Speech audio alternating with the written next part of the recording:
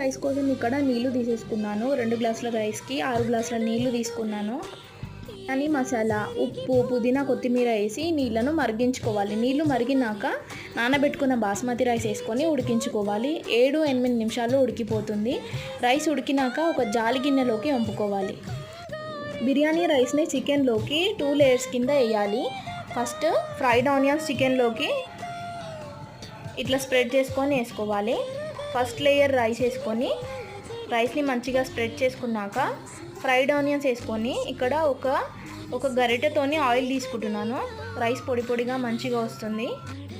Second layer rice కూడా వేసేసుకొని fried onions వేసేసుకొని ఒక గరిటెతోని మనం వంపి పెట్టుకున్న రైస్ వాటర్ వేసేసుకోవాలి. మూత పెట్టేసుకొని 20 నిమిషాలు దమ్ ఇచ్చిన తర్వాత 10 మినిట్స్ ఆగి మూత తీయండి. చూడండి పొడి పొడిగా అయింది బిర్యానీ. నచ్చితే సబ్స్క్రైబ్ చేసుకోండి, లైక్ చేయండి. సూపర్ బిర్యానీ తప్పకుండా